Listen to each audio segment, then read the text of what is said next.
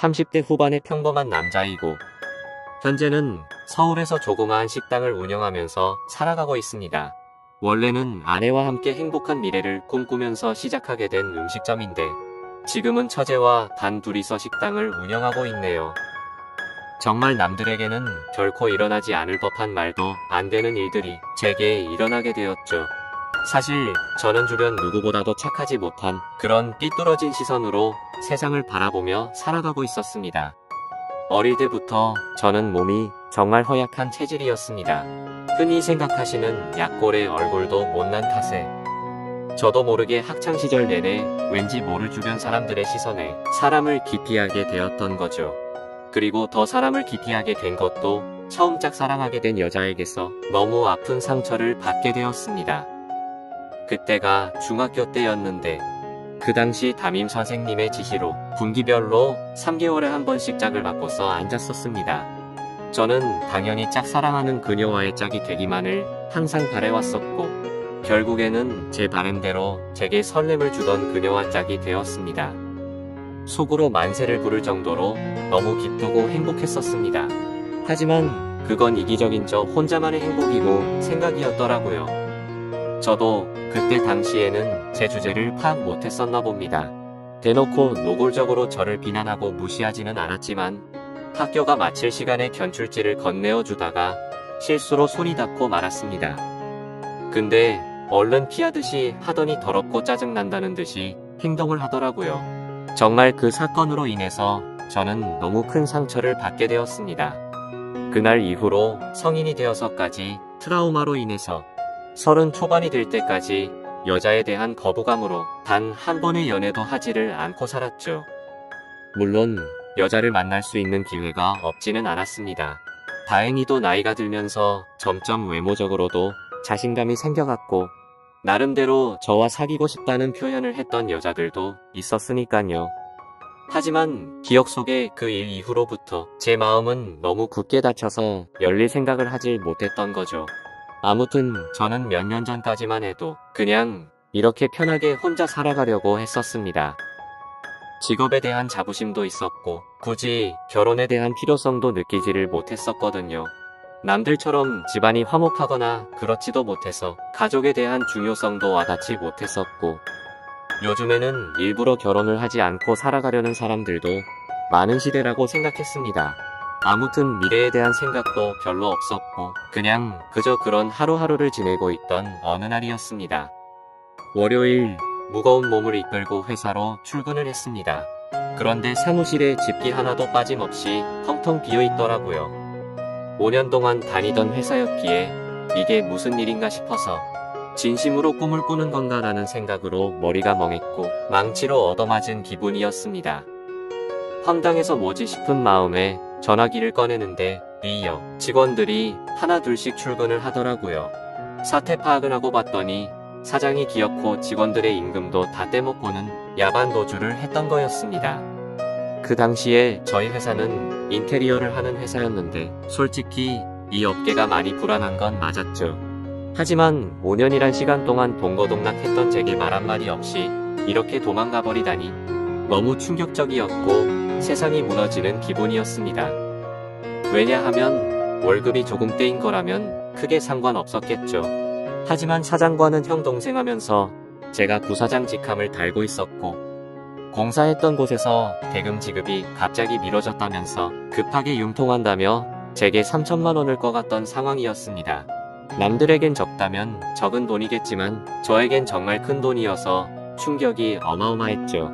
게다가 돈도 돈이지만 제 성격에 모든 사람들을 기피하면서도 외동인 제게 거의 유일하게 친형같이 생각했던 사람이 또 저를 배신하게 된 거였습니다. 저도 환장할 노릇인데 직원들은 제게 이게 어떻게 된 거냐고 물어보더니 시간이 갈수록 저를 다그치면서 몰아붙이기 시작하더라고요. 이러다가는 저도 공범으로 큰일 나겠다 싶었습니다. 저는 직원들에게 빚쟁이들이 올지도 모르니까 얼른 경찰에 신고부터 하자고 설득하고 신고를 하게 되었죠. 그리고서 몇 주가 지나도록 사건은 진척이 없었습니다. 이미 사장놈은 오랜 기간 동안 도주를 계획했던 건지 해외로 출국했는데 잡기가 쉽지 않을 거라고 하더군요. 너무나도 절망적이어서 하늘이 무너지는 기분이 들었습니다. 그래서 이렇게 있다가는 큰 사고라도 치겠다 싶어서 저는 무작정 지갑만 챙겨서 제주도로 향했습니다. 그냥 모든 걸 다 잊고 싶었고 전 재산을 날린 것도 아니니까 차근차근 다시 시작하면 되겠지라는 마음을 가지려고 애를 썼습니다. 아무튼 그렇게 저는 제주도에서 가장 외진 곳에 위치한 펜션에서 숙박을 하게 되었죠. 사실 그때는 아무리 마음을 차분하게 먹으려고 애써봤지만 도저히 정신이 온전할 수가 없더라고요. 결국 기분이 너무 심란해서 생애 처음으로 펜션에서 숯불 바비큐를 준비하고는 소주만 연신 들이부으면서 청승맞게 혼자서 술을 마시고 있었습니다. 그런데 갑자기 옆에서 조용히 저기요라며 저를 부르더군요. 저는 갑자기 들린 여자 목소리에 어버버되면서 깜짝 놀라고 말았죠. 그 모습을 보더니 여자 2명이 저를 쳐다보면서 제가 놀라는 모습이 웃겼던 건지 웃음을 겨우겨우 참아가면서 저를 보고 있더라고요. 너무 민망해서 얼버무리면서 대답을 했더니 자기네들이 해녀 체험을 하고 왔는데 둘이 먹기에는 너무 많고 버리기엔 아깝다면서 혹시 해산물 좋아하면 좀 나눠줄까요? 라고 물어보더라고요. 저는 여자랑 대화를 하는 것조차 너무 소심했던 성격인지라 그녀의 눈도 마주치지 못하고 생각이란 필터를 거치지도 못하고 감사합니다 라고 대답을 해버렸습니다. 아무튼 그렇게 나눠준 해산물도 같이 구우면서 주위를 둘러봤더니 펜션에 묵는 사람들이 저와 그 2 여자밖에 없는지 엄청나게 조용하더라고요. 뭔가 뻘쭘하게 혼자서 소주를 마시면서 먹고 있는데 제가 해산물을 줬던 여자가 말을 걸더라고요. 제주도에 혼자 여행 오신 거냐며 너무 낭만적인 것 같다고 하면서 혼자 심심하시지 않냐고 괜찮으면 자기네들이랑 같이 마시는 거 어떻겠냐고 묻더라고요. 평소에 저였다면 절대로 합석은 꿈도 꾸지 못했을 겁니다. 그런데 솔직히 말해서 어릴 적 짝사랑했던 여자 이후로 처음으로 제 눈에 너무 쏙 들어오는 여자였습니다. 그리고 술도 많이 마셔서 조금 취한 상태였기에 어디서 나온 용기였는지 그러자고 대답을 하게 되었죠. 그렇게 그녀들과 저는 합석을 해서 함께 술을 마시게 되었고 이야기를 들어보니 그 둘은 친자매였고 어제 숙소에 도착을 했고 일주일간 머물다가 간다고 하더라고요. 저도 열흘 정도를 예약한 상태라고 했더니 잘 됐다면서 그러면 지내는 동안 잘 지내보자고 먼저 손을 건네더군요. 저는 너무 쑥맥처럼 쭈뼛거리며 손을 마주 잡고 인사를 했고 술이 취하면 취할수록 2 자매와 저는 재미난 이야기들을 하게 되었습니다. 그때 드는 생각이 저도 모르게 말로 나와버렸습니다. 사실 혼자서 괴로움을 삭히려고 왔는데 혼자 있을 때는 더 괴롭더니 지금은 괴로운 게 다 잊혀지고 너무 즐거운 것 같다고 말했습니다. 그러자 언니였던 제 이상형의 그녀는 무슨 일이냐고 제게 물어봤고 저도 모르게 그동안의 고충을 푸념하듯이 얘기를 하고 말았죠. 그런데 그런 지루하고 재미없는 얘기인데도 불구하고 그녀는 너무 진지하게 저를 똑바로 쳐다보면서 이야기를 들어주고 진심 어린 조언을 해주더라고요. 생전 처음으로 느껴보는 친절함에 저는 너무 행복했고 설레었습니다. 그렇게 꿈처럼 행복했던 시간을 보내다가 자리를 끝 마치게 되었죠. 다음날 저는 전날 있었던 일에 민망해져서는 만나면 인사를 먼저 건네야 하나? 아니면 아는 척을 하지 말아야 하는 건가? 온갖 생각과 고민을 했었습니다. 그러나 그런 고민들이 무심하게도 밖에 담배를 피러 나갔더니 그녀는 반갑게 저를 보고 웃으며 인사를 하는데 심장이 쿵 하고 내려앉는 것 같았죠. 여행하러 와서는 하루 종일 주무시냐며 인사를 건네는데 저도 어색한 인사로 답을 했습니다. 그러더니 오늘 우리 같이 밥 먹으러 가기로 한 거 잊었냐면서 묻더라고요. 저는 취한 나머지 해선 안 될 짓을 했구나 싶었고 괜히 여행 방해되고 싶지 않다며 어제 했던 말은 잊으라고 말하며 재밌게 여행을 즐기라고 했죠. 하지만 그녀는 끝내 고집을 피우더니 결국 그날 하루 종일 2 자매와 저는 여행을 함께 보내게 되었습니다. 그러다 보니 자연스럽게 그녀들과 저는 같이 붙어 다니며 매일같이 여행을 함께 즐기게 되었고 정말 꿈만 같던 시간은 너무 순식간에 지나가 버리더군요. 그렇게 두 자매의 마지막 날이 되었습니다. 솔직히 좀 많이 서운하더라고요. 고작 며칠밖에 안 되는 시간 동안 저는 그녀에게 더욱 빠져들었고 마지막 인사를 건네는데 저는 도저히 용기가 나지 않았습니다. 그때 그녀는 갑자기 제게 포옹을 하면서 덕분에 즐거운 여행이었다고 말을 건네주더군요. 너무 외롭게 살아오던 저는 순간적으로 마음이 울컥해서 눈물이 날 뻔했습니다. 그렇게 그녀들을 떠나보내고 혼자서 남은 여행을 보내는데 이건 도저히 여행이 아니다 싶더라고요. 행복한 시간들이 끝나고 나서 또다시 괴로움이 시작된 건 아니었습니다. 오히려 그녀와 지낸 시간들 덕분에 괴로움은 이미 잊은 지 오래였고 그녀를 또 다시 보고 싶다는 생각이 너무 간절해지더라고요. 그래서 저는 인생을 살면서 가장 큰 용기를 내게 되었죠. 평생 혼자서 살다가 연애는 꿈에서조차 생각 못하던 제가 그녀와 함께 행복한 시간을 갖고 싶었습니다. 집으로 돌아온 저는 진짜 하루 종일 고민을 하다가 용기를 내서 그녀에게 전화를 걸었습니다. 어두침침한 제 성격과는 다르게 그녀는 반갑다는 듯이 밝게 전화를 받아주었습니다. 저는 조심히 잘 가셨는지 해서 연락드렸다고 하니까 그녀는 그렇지 않아도 조심히 여행 잘 마쳤는지 궁금했다고 되물어주더군요. 그렇게 몇 마디를 주고받게 되었고 어차피 제가 말을 잘하는 편도 아니었기에 단도직입적으로 말했습니다. 제가 주말에 서울에 일이 있어서 가게 됐는데 시간 괜찮으면 밥이나 먹을까요? 라고 물어봤습니다. 그러자 잠깐의 고민도 없이 그녀는 그러자고 대답을 했고 약속을 잡은 뒤에 통화를 끊게 되었죠. 얼마나 긴장을 했던 건지 손이 떨리고 등에 땀이 흘러내릴 정도였습니다. 며칠 뒤에 약속 시간에 그녀와 다시금 만나게 되었고 행복한 시간은 또 다시 순식간에 흘러가더라고요. 그날은 그냥 정말 보고 싶다는 생각에 갔던 거지 고백을 하려거나 그런 마음은 전혀 없었습니다.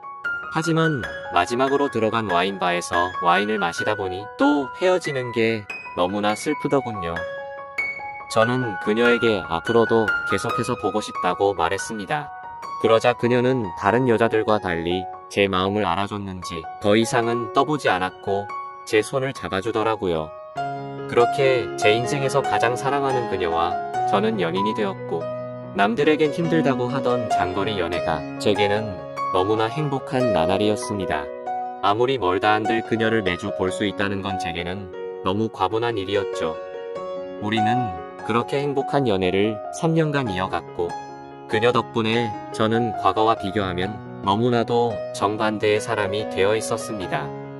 새로운 직장에서 사람들과 웃으면서 대화도 잘 이어갔고 성실하고 착한 그녀를 따라서 고아원에 봉사활동을 다녔는데 제 마음이 너무 평온해지는 걸 느꼈습니다.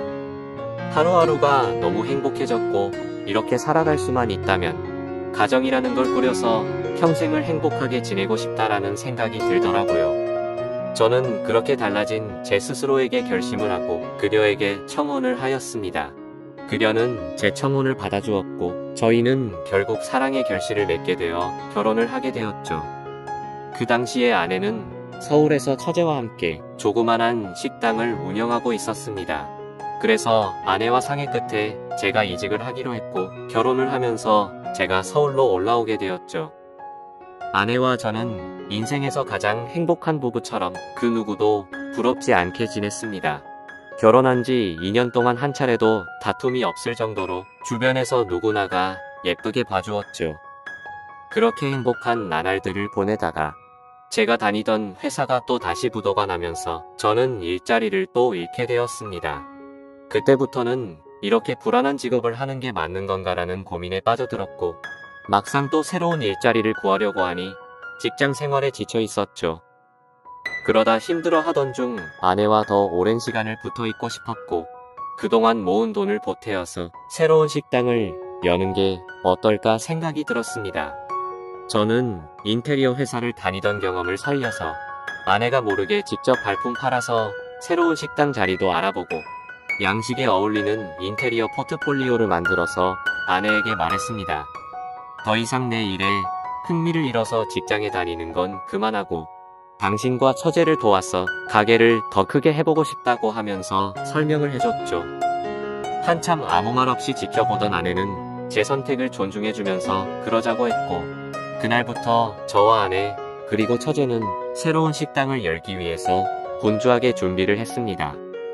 결국 저희는 나름 작지만 예쁜 식당을 열게 되었고, 기대 이상으로 식당은 장사가 잘 되었습니다. 제 선택에 있어서 정말 많이 불안했고 걱정도 많았는데 이렇게 행복해도 되나 싶었죠.